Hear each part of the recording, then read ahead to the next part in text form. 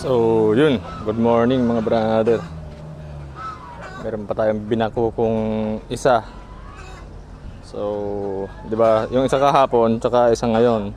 So, yung isa dito sa dalawang 'to ibebenta ko. Kung alin ang mabenta, yun yung mawala. Tapos yung matitira yun yung maging mapupunta sa raffle. 'Di ba?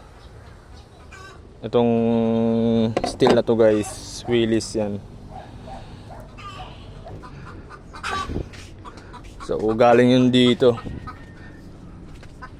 Yung mga kasama yun nito, ano. Ilang doble ang edad nito kumpara sa edad namin ni Master Labok.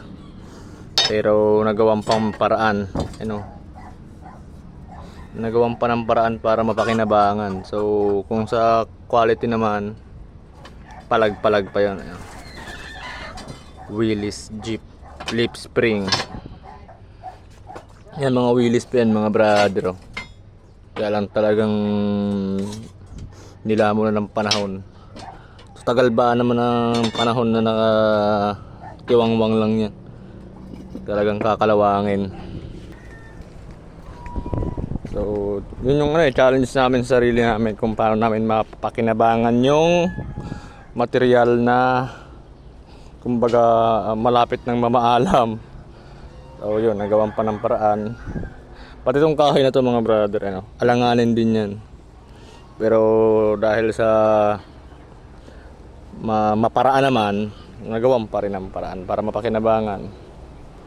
Sungay ng usa to Sungay ng usa yan. Ano.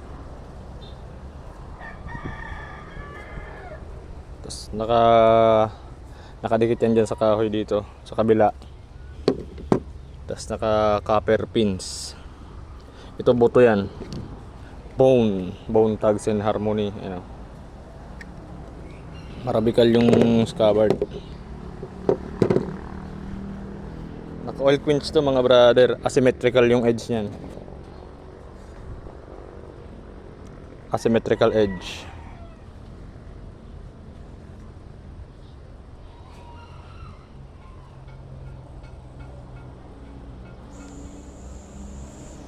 Tapos naka-combination yung handle na sungay, itim na sungay ng kalabaw.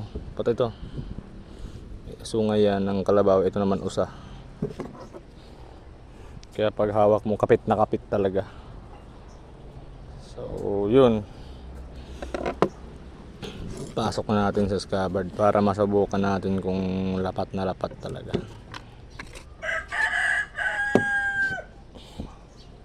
Aray ko. So yun, bumagay pa rin pang service pugi to mga brother. So kung alin ang makuha sa dalawang to, yung isa matitira yung isa dyan para sa raffle natin, kasi gumagawa pa rin naman kami hanggang ngayon para sa raffle Meron na kaming na-forge na 3, pero ngayon kasi mga order muna yung binabanatan ni Master Labok. So ako magpasulyap-sulyap ako din ng isa-isa. So yun lang mga brother. Salamat.